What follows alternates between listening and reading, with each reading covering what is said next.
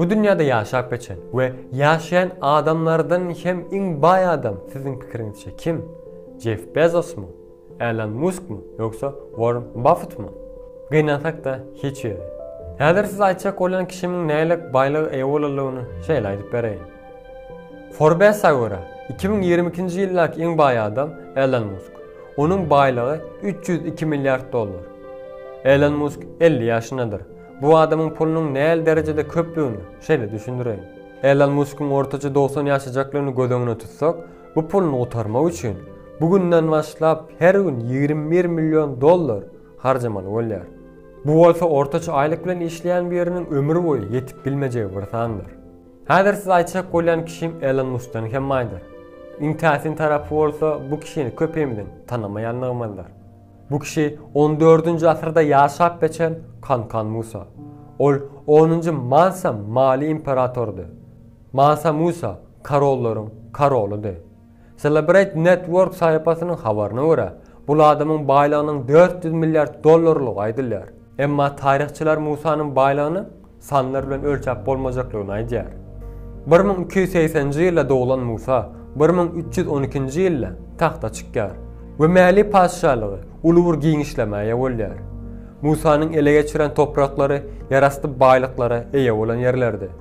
Bularyň başynda da altyn ýer alýardy. Musa gaty dine düşkün berdi. Günleriň birinde Sahra çölüne geçip Müsir'in üstü bilen Mekke'ye gitmeye karar berýär. Musa'nın 60 000 kişi bilen ýol rawany bolanlygy bilinýär. Bu kerwende eskerler, padşalyň ýokary derejedäki adamlary we gullary hem bardy.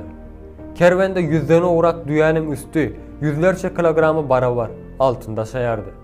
Musa Müsir'in paýtagty bolan Kahirde 3 ay boýunça galdy. Galan döwründe ol ýerdäki ýaşaýjylara şeýle bir köp altyn paýlady bolan orta günde orun altyn bahaty peseldi. Musa ilmiň we islamyň ýaýrama üçin sanly sajak bolmayan medrese, kitapxana we mescit ordurypdyr. Onun gurduran iň meşhur mescidi Dijan Garawur günümizde de ayaktadır. Musa'nın ölümü barada tarih kitaplarında bir anyk maglumat aýdylmasa da Musa 50 ýaşynda tebigy ýollar bilen ölüldigi bilinýär. Musa'nın ölümünden sonra paşalyk gaty tez wagtyň içinde erap gitdi. Ýagny ol altınlardan, ol baylykdan bir gram hem almady.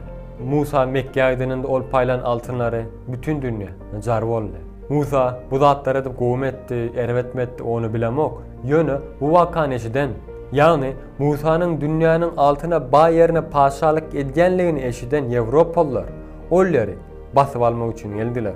Bütün dünýäde ýaşap giden we şu wagt ýaşaýan adamlardan näçesi bay hem bolsa, iň erwet tarapy wagty satyn alyp bilmeýär.